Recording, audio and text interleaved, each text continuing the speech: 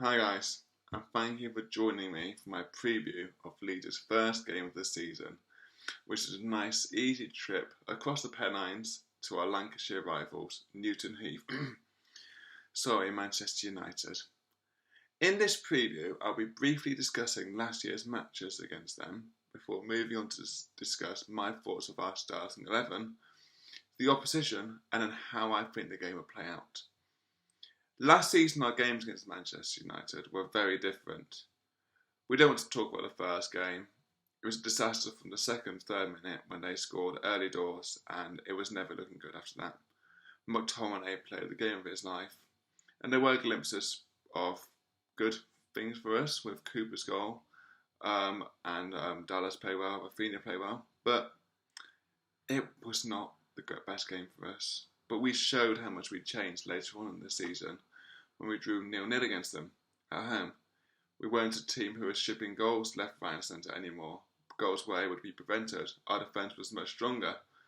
And I think that solid defence is going to be something that persists through the season. We may have been shipping goals in pre-season, I understand that. But I think actually when the Premier League starts, we'll go back to that team where goals are not shipped as much. It might take until after the international break to get used to it because Llorente is out.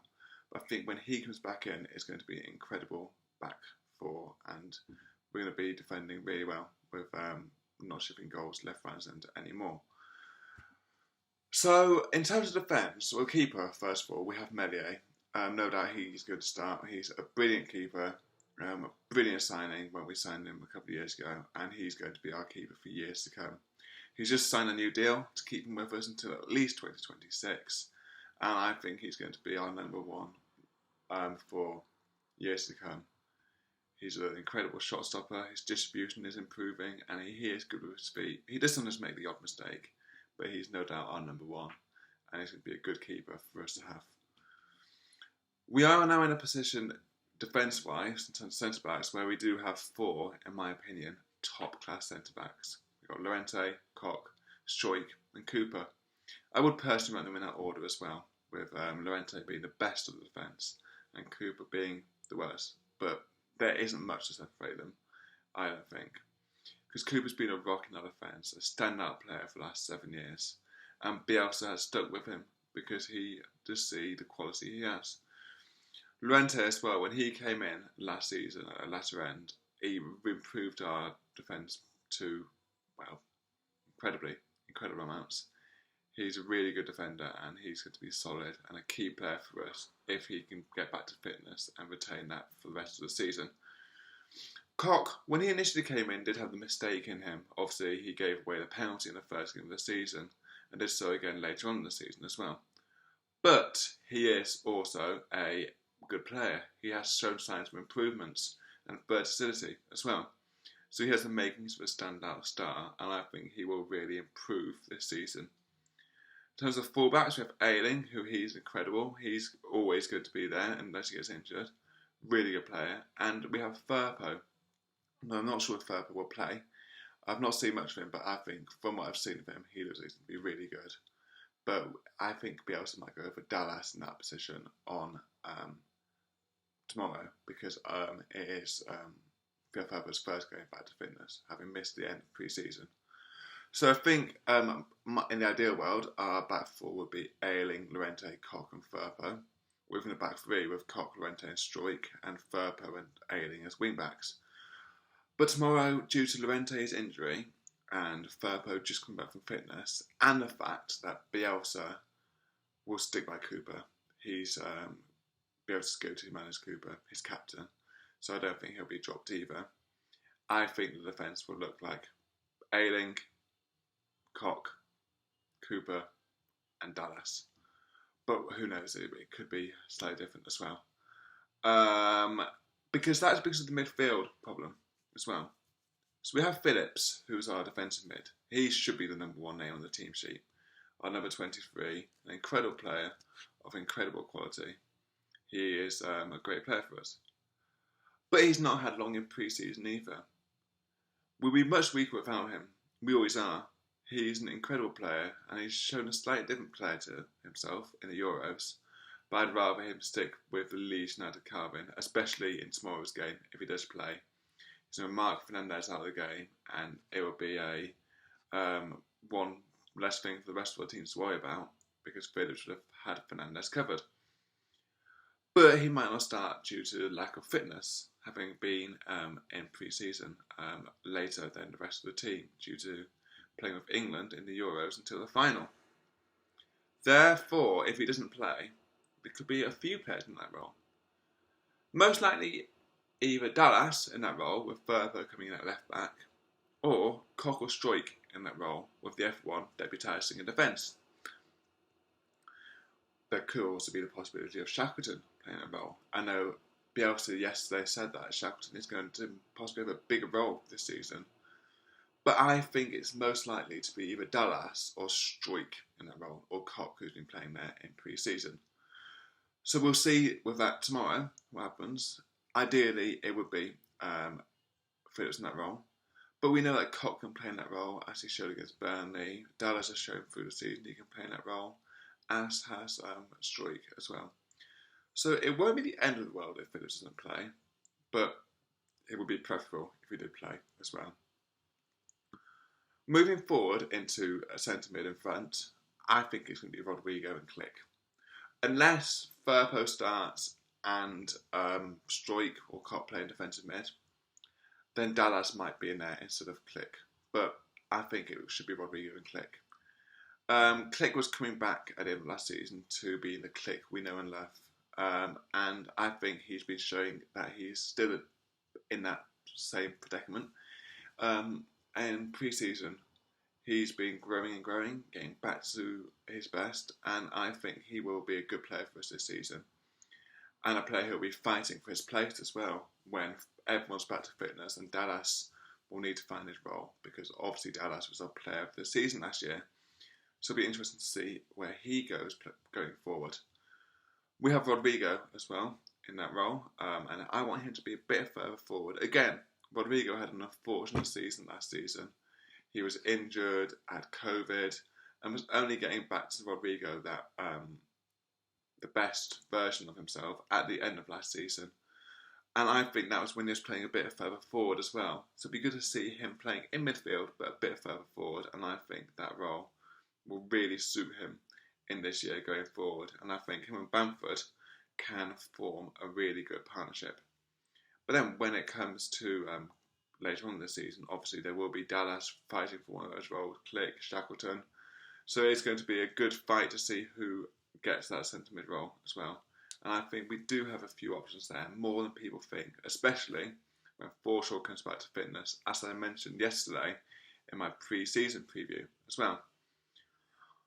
On the wings, there's two obvious choices. Rafinha on the right, Harrison on the left. I know there are times last season where they were switched around and it doesn't work, but I do think they are at their best when they're on those sides. This is an area where I want to see investment, as I mentioned yesterday. So I do want backup to really challenge those players to push them further forward as well. I know we do have Somerville is looking good in the youth team, and Pavard and Costa have been featured throughout pre-season and at points last season. But I think in terms of depth and quality and depth, wingers is the position we lack the most, other than striker possibly, although Roberts and Rodrigo can play striker as well. So I would like to see possibly investment in the wingers before the start of the season. But as for tomorrow, it's going to be Harrison and Rafinha. They're excellent, will create a lot this season and also score a lot. So tomorrow I think they will cause Man U's defence a pain as well. So that'll be good. Up front, unless anything disastrous happens going forward, we're playing Patrick Bamford. He's our striker, our number 9, and I hope he follows in the form of last season and starts strongly, and I think he will, especially with the creation he's going to be getting as well further forward this season. He's shown he's a Premier League striker now, so he really needs to push on and really cement that name, that idea of himself being a top Premier League striker, because he deserves it. So he'll be our number 9 going forward tomorrow. So to run through, I do think we're playing a 4-1-4-1 formation tomorrow, with Medier in goal, Ayling, Koch, Cooper and Dallas in defence, Phillips in front of them, Rafinha on the wing with Rodrigo and Cleek in between, with Rodrigo possibly pushing a bit further forward, Harrison on the left, and Bamford on the front. The big questions involve Phillips and Firpo, but I think that it will be a risk to push Firpo in after an injury. I think Phillips is ready. He has been showing he's getting back to fitness in pre-season, and he's a massive player for us, and without him, it would be a big miss as well. But we can replace him with Dallas, Koch or Strauch, but it would be a big loss if Phillips isn't playing as well. On the bench, I do hope to see Shackleton, as I've already mentioned, Somerville, Drama, Greenwood. I've had Geldhardt's out injured, but it would be nice to see one of these players coming on, or especially featuring the bench, especially now that there are 9 players on the bench as well. So it would be a loss if we don't have any of them on the bench, or any of them come on, because Somerville could come on and change the game. He's that quality of player, I think. He will be this season for us. A good impact player.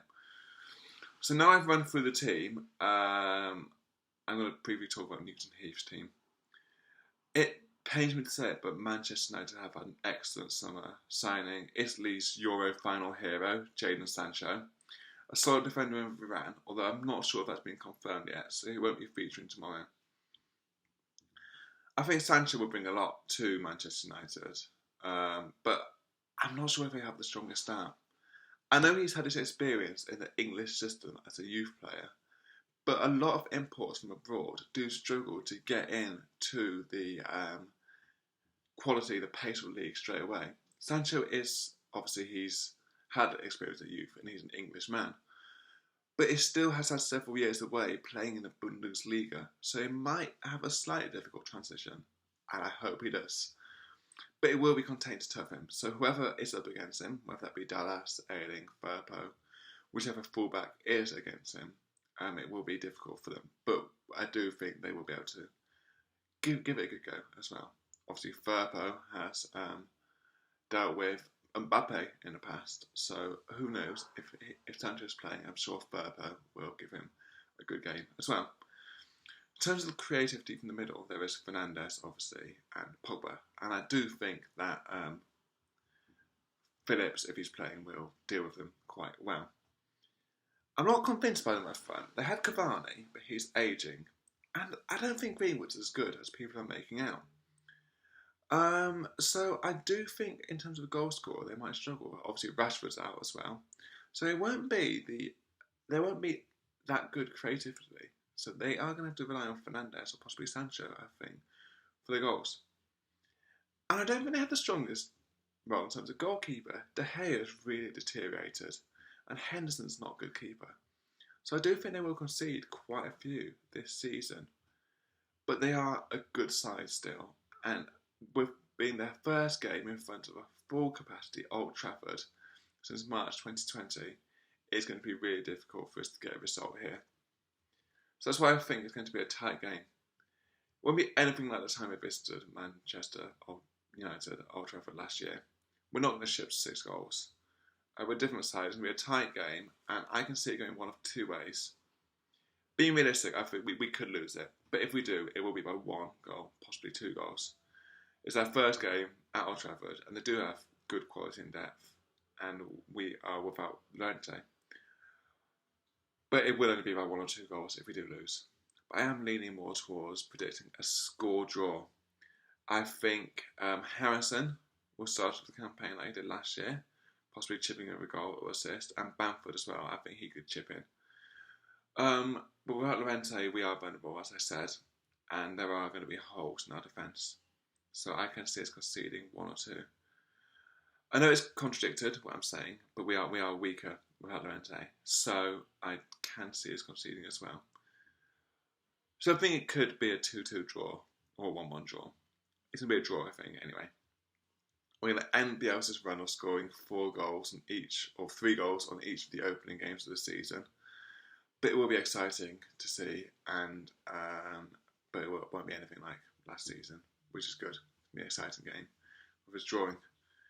On our day, we can beat anyone, as we showed against Manchester City last year. We had 10 men and still beat them. But a score draw against Manchester United will be a good way to start the season before pushing on, getting results at home against Everton and away to Burnley afterwards. but I'll talk about those near the time. So I hope you've enjoyed my first pre-match preview for the season opener. It's my first time doing one of these, so I'm testing out the format.